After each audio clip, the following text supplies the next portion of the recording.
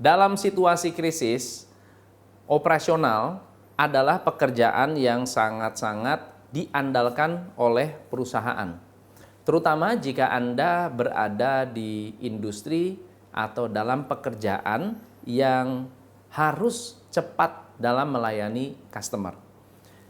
Berikut ini adalah bagaimana seorang operation manager bisa mengoptimalkan tugas-tugas hariannya atau tugas-tugas yang dia miliki agar bisa menghasilkan productivity yang paling optimal.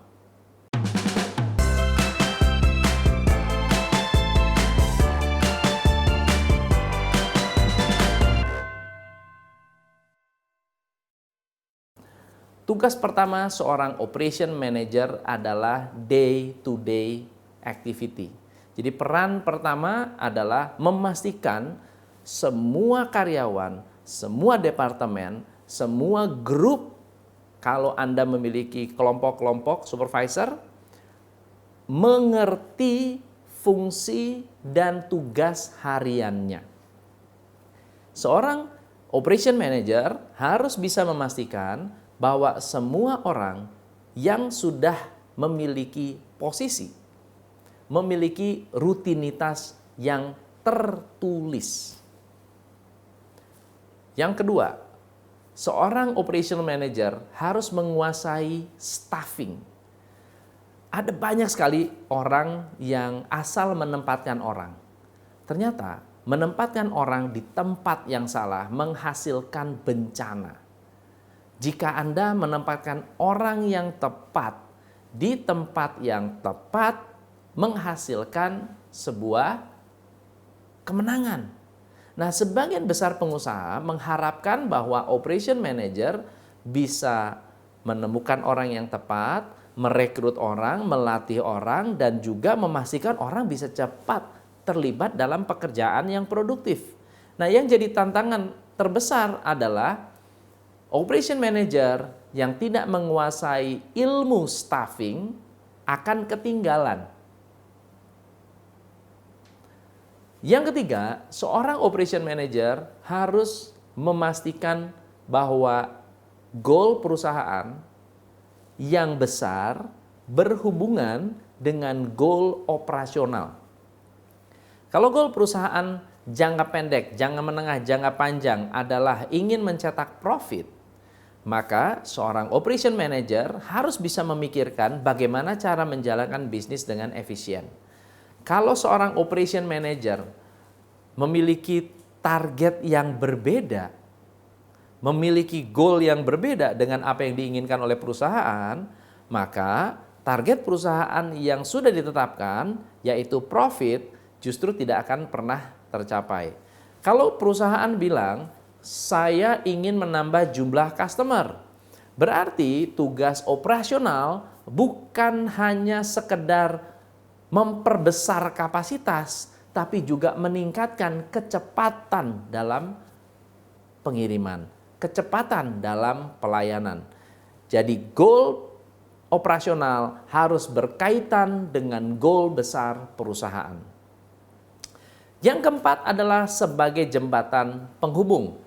Banyak sekali orang yang terlibat dalam operasional. Coba Anda bayangkan, kalau operasional ini mulai dari pembelian, pengadaan, kedatangan, masuk gudang, di assembly, lalu kemudian di order oleh customer, lalu kemudian dikirim kembali. Ada berapa banyak rangkaian pekerjaan yang harus dikoordinasikan oleh seorang operation manager. Di saat krisis seperti ini, operation manager harus lebih intensif dalam mengelola proses, mengelola koordinasi, dan menghubungkan antar bagian agar masing-masing bisa berinteraksi dengan maksimal. Yang kelima, seorang operation manager harus menguasai administrasi. Teman-teman, administrasi banyak sekali diremehkan oleh banyak orang karena dianggapnya tidak penting. Teman-teman, administrasi itu sangat penting. Mengapa? Kalau sampai ada masalah, administrasi bisa menyelesaikan problem. Ambil contoh ya, customer complaint. Customer komplain, lalu kemudian barang diretur. Lalu barang ini pernah diproduksi oleh siapa? Ketika administrasi tidak jelas, kita nggak tahu siapa yang bikin kesalahan, siapa yang membuat, siapa yang mendesain. Yang kita tahu salah. Lalu kemudian kita harus selesaikan bersama-sama. Jadi administrasi adalah bagian yang harus didisiplinkan oleh seorang operation manager. Yang keenam, operation manager harus menguasai delegasi, harus bisa memberikan kepercayaan sesuai dengan kerjaan dan tanggung jawabnya, sesuai dengan kebutuhan departemen masing-masing. Nah, manajer-manajer yang efektif tahu bagaimana cara membagi pekerjaan, tahu bagaimana caranya berbagi tanggung jawab, tahu caranya mengontrol apa yang sudah didelegasikan.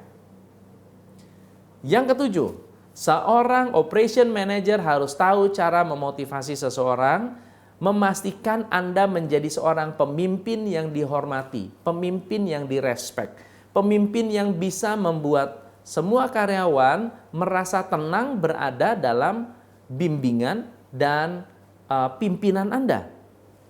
Dan ketika Anda memotivasi, Anda menciptakan lingkungan di mana karyawan itu bisa berkembang.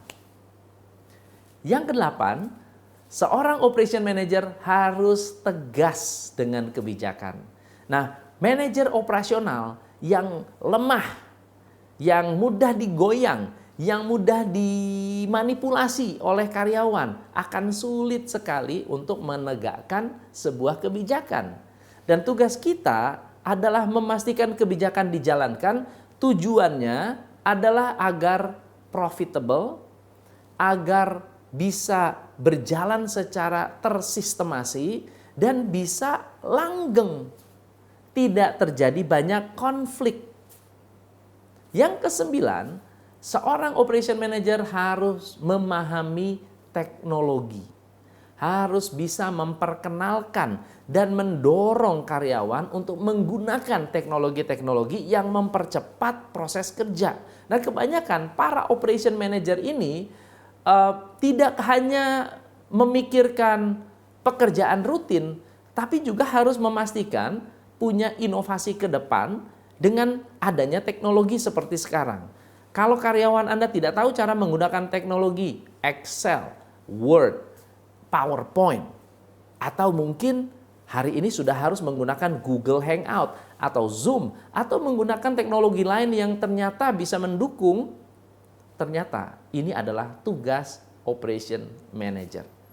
Dan yang terakhir adalah seorang operation manager harus bisa mengevaluasi, melihat tugas dan tanggung jawab masing-masing, melihat kinerja masing-masing karyawan, dan memastikan bahwa pekerjaan karyawan ternyata memuaskan untuk pelanggan-pelanggan yang ada dan juga untuk kemajuan perusahaan.